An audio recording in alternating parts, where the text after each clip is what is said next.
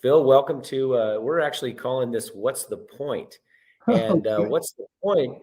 I know it's a little bit funny, but ultimately what we want to do is we want to help people understand how economic development works. And I Sure. think there are a lot of folks around the state that do say, what's the point of economic development? And of course, you and I know what that is, and we care deeply about it, and we understand the benefits. We really want to make sure that everyone around the state understands economic development, how they can fit in. And as we start to roll out the triangle even more and help build that local capacity, it's really important that we make sure that folks understand how they fit into this and how they can benefit their communities the most.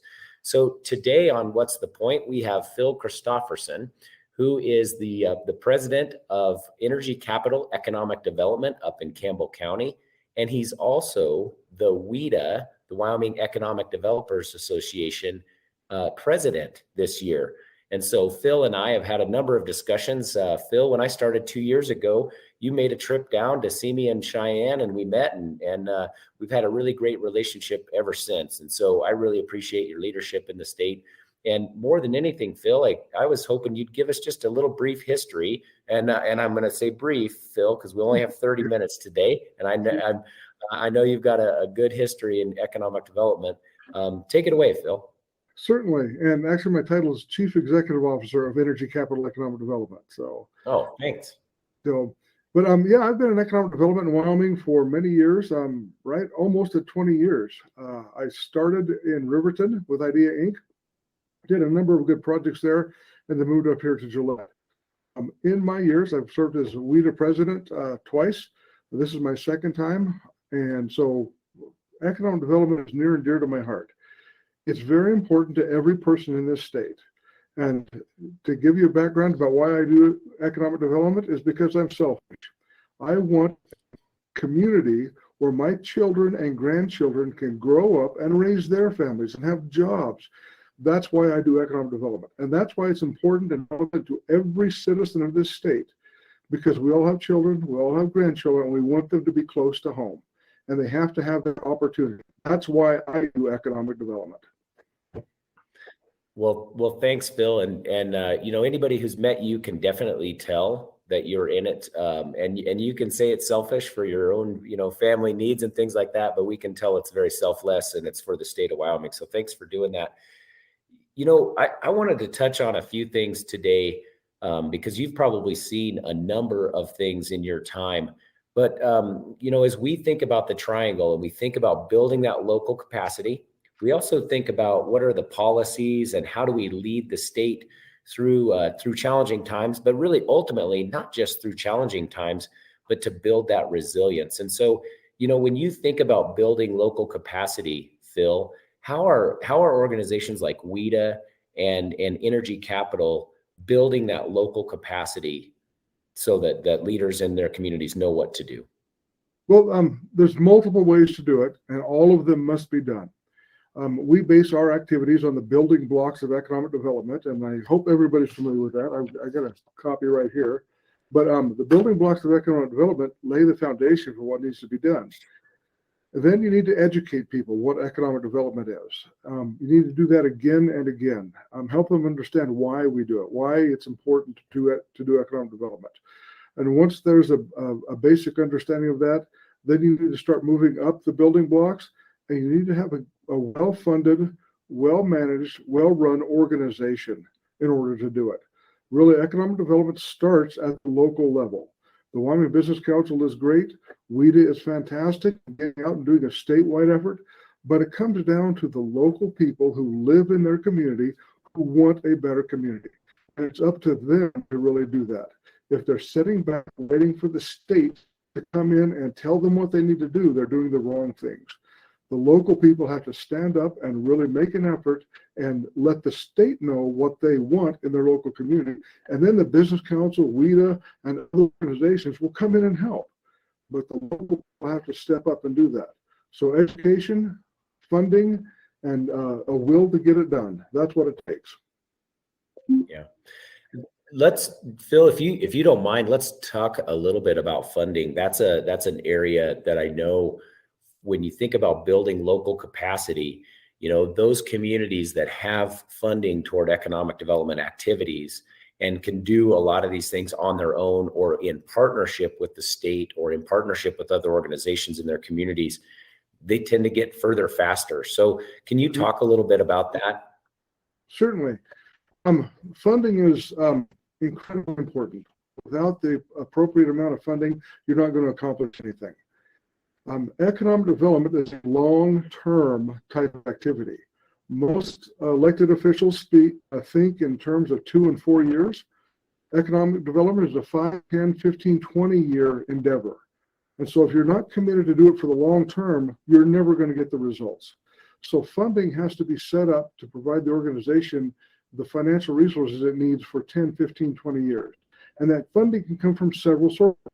It can come from the private sector. The private sector can step up and do that and provide the funding that's needed. The public sector can do it. The cities and the counties can provide funding to the economic development organization. Over time, those economic development organizations can take that funding and become self-funded using the Wyoming Business Council Business-Ready Community Grant Program. That's a great example of that is Idea Inc. in Riverton. That's what they've done. But it took them about 12 to 15 years to get to that point. And so that should really be the goal. Another option is the quarter penny sales tax. 2 counties in the state have passed that, Goshen County and Fremont County, and they've both used that to very good effect, helping them become self-funded and do some incredible projects. So that's the funding mechanisms that we have available. I'd encourage everybody to explore the options, talk to John, talk to myself about how to get those done. Yeah, I think it's one of those things where, funding is important because it allows you to go further faster, but it also shows the priority, right? We fund the things that are important to us. And while we might think, well, showing priority doesn't really mean anything, I actually think it does, because it tells our community that these are important elements, that we see the future in our communities, and we're willing to invest in things that might pay off later. And I think you touched on something that's really pretty challenging in economic development. And that is the fact that 5 years is pretty fast, actually, Phil, right? But you think about 10, 15, 20 years down the road, that's how long we're looking at as a horizon. And so a lot of the things that we do in the moment, people might scratch their head a little bit, and then over time they make more sense. And so, Phil, have you seen some good examples of that in your time in economic development in the state? Yes, absolutely. I can think of 3 or 4 projects right off the top of my head. We look at the Brunton building in Riverton that I built. We started that project actually, we started applying for grants for that in 1998, before I ever moved back to Wyoming.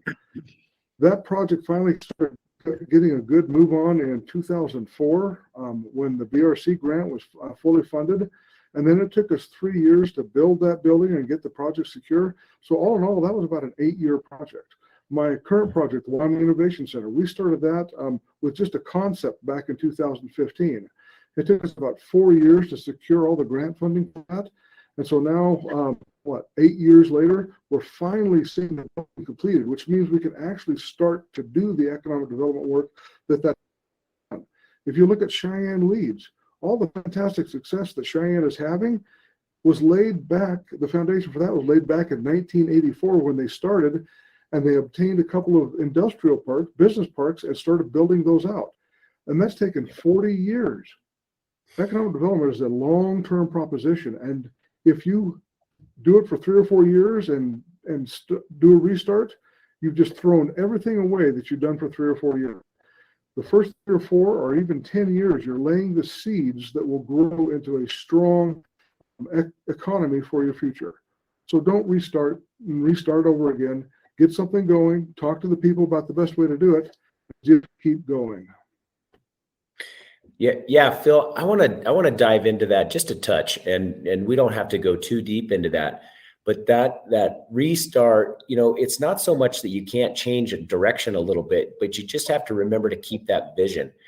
So can you talk a little bit about the leadership that it takes, not just within the economic development community, but across the community, to keep people moving in that direction, knowing that there's always going to be some shiny object that appears every few years. Yep.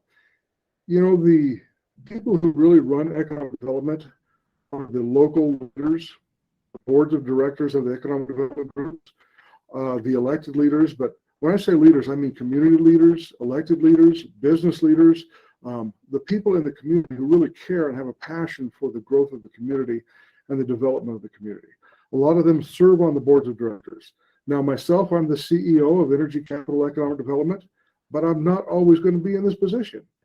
I don't know how long I'll be here. I could walk out the front door and get hit by a bus, and then I would be gone. But the board would still be here.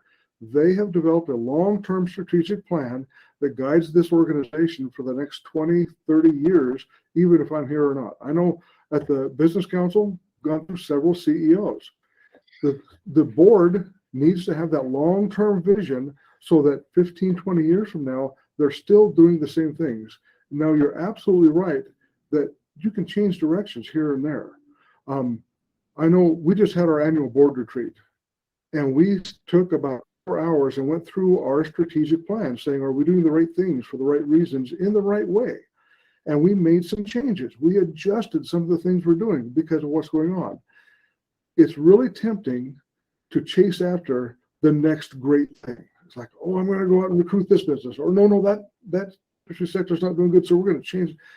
Set a plan, get a good strategy, and then follow that. And so it takes a long vision. And that's the important thing about economic development that people don't understand, is that we don't see results in a week or a month or a year or even 2 years. It takes longer than that. That's what I found. So, sorry, my Alexa. Sounds like serious talking with your Alexa. So, yeah, Alexa sees something there. So let me unplug her. There we go. Now she'll be quiet. Well, Phil, you mentioned that you could get hit by a bus. I hope instead maybe you just win the lottery or something fun like that, and you decide to go off into greener pastures.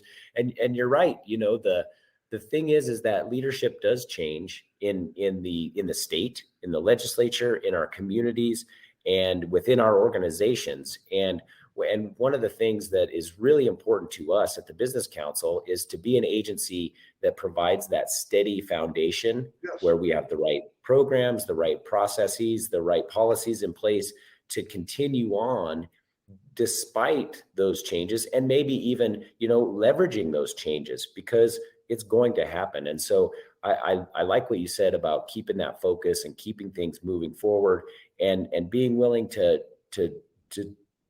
do the right thing, or do that thing, even though it doesn't seem popular or there seems like a shiny object out there.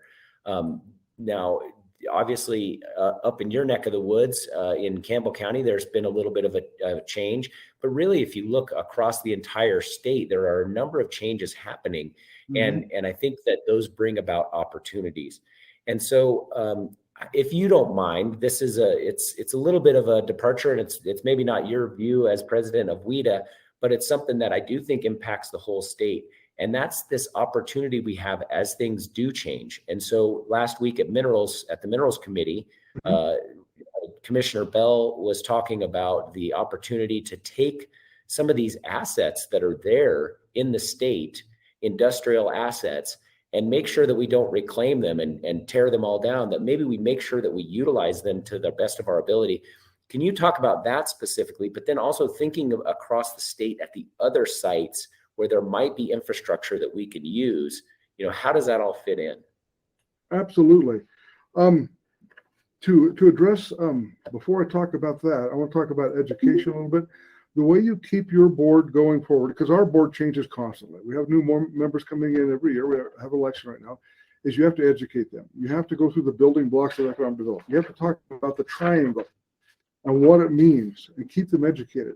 We invite every candidate that announces that they're running for office to come in, and we go through economic development with them.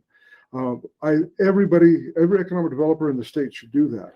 Help them understand the importance of it. Now to the infrastructure question. Campbell County has some incredible infrastructure that has been built over the years by companies and others. Rail lines, roads, water, power, sewer, all sorts of things out there to support those mines. The current plan is when the mine goes out of business and closes down, which we hope doesn't happen for a long time, they reclaim all that, which they should. They should reclaim that mine bed and make sure it goes back to the way it was. But those buildings, the rail, the infrastructure, water, power, all of that should stay in place and be converted to an industrial park, which can be a difficult and long process to do. Those facilities exist all across the state. In Fremont County, there are some old uranium mines, and I've seen them. The buildings are still in existence. That could be easily converted into an industrial site. You look down in the southern part of the state, the Trona mines, some of the old coal mines down there, similar type of situation. I hope they're mining Trona here for the next 100 years, but someday they won't. Are they going to tear out everything and take it back to the way, or are they going to use that for a much smarter and wiser purpose? And so the legislation that Commissioner Bell and others have been talking about would make a smooth path for that to happen. That goes to recruiting, because I was just reading an article that Fremont County recruited a business in Riverton. Can't remember what they're going to manufacture, but they're moving into an existing building. That's what businesses want. They want a building that's already there, ready to go, as close as possible to what they want. They don't want bare ground that they have to bring a road into and power into and everything else. That's just too far. Business moves at the speed of business, which is fast. Business does not move at the speed of government, which is slow. So we need to preload as much of this as we can. And in the Minerals Committee, when I was talking, I said, if you build it, they may come. If you don't build it, they're not going to come at all. Something like that. I think you rephrased that and made it even better. Yeah, Phil, I think that's a kind of a common thing. And I wonder sometimes if sometimes we forget that there are competitive forces in economic development, and that we're not just looking at the state of Wyoming, that in every project that I've seen, we're competing with another state or another community that has some of those assets available. And while Wyoming has the most business friendly atmosphere you could possibly imagine, it's still a challenge if you only have a bare piece of dirt. And so I think what you said there, I believe it's an outdoor products company that's moving to Riverton, which it's a great success. I think it extends the brand of Wyoming. It extends the idea of manufacturing as well, which is great. But you're right. If you have the assets in place, then you can move quickly, and business wants to move quickly. Along those lines, Phil, I know that you're doing some work to kind of not just evaluate a site, but understand how to make a site really that like move in ready. Can you talk a little bit about that process? Certainly. There's a lot of different levels that a site can be. Right now, we're working on an industrial park. Now, Campbell County has a lot of industrial parks. We've got great industrial parks. The biggest problem is they're full. We don't have room for new businesses. So we're in the process of developing a new industrial site for businesses to move into. And there's several stages of that site. You can have bare ground, which is the worst thing to have. Then you can have something with a road into it, no power, water, or sewer. That's better, but not so much. When you get road, water, power, sewer, depending on the level of the park, if it's a commercial business park, you have curb and gutter. If it's an industrial park, you need to have good industrial quality roads. Then the next step is to have completed buildings, which can be this is risky all the way along. There are many business parks that have been built and take forever, it seems, to occupy. And so the best thing to have is a building that's move-in ready, but you don't know who's going to need that. So in a business park, I remember of a community that built a business park. This isn't in Wyoming. They spent a lot of money on this park. And they put a building at the very front of it that was a nice example of the type of building you needed. This was like a 40-acre business park, and the rest of it was empty. Well, people filled up the rest of the park, and that initial building was never filled. But it was a great attraction, a great idea of what could be done. And so go back 20 years later, that entire park is full of buildings and businesses, which is pretty much what Cheyenne Leads has done. And so that is kind of the levels that you need to go through. And it all takes funding, it takes patience, it takes time, and it takes a commitment. Yeah, you know, Phil, you just mentioned that it takes time, it takes funding, it takes commitment, it takes some foresight and some alignment within your community. I mean, the thing that you're talking about as we sort of wrap up this first conversation, and I got to say, Phil, I think we just scratched the surface of the things that you know about economic development and some of the war stories that I actually think are really important to do. So we'll have to pick this conversation up again for sure. But you mentioned a lot of the things that are kind of going on in the triangle. And what I'd like to do is just kind of remind everyone at the base of that triangle is that local capacity. Yes. And we've got to raise the level of education. We've got to raise the level of funding. We've got to make sure there's good collaboration across the state. And the other thing we've got to do is just make sure that we all are working together toward economic development. And then, you know, you look at the peak of that triangle, the top of that triangle, and you think about things like policy programs and things that the state can bring. Phil, one of the things that's really important to me is not saying, oh, we're great, we've got everything figured out. It's actually the opposite. It's like, what's broken? What can we do to fix it? Because I think that's the question we need to be asking. So, you know, Phil, if you were, you know, the governor, the president of the Senate, the speaker of the House, the head of the business council for a day, what would you change? Do we need to have another segment for that, Phil? We might. That put me on the spot because there are a bunch of things that I'd like to see, not much change, but just done better. But I think the biggest thing I would change would be attitude. I would want everybody to get behind the idea of making Wyoming the best, most business-friendly, most prepared state in the nation. So instead of begging businesses to come, we're turning them away, saying, no, we don't want that type of business here, or we don't want this.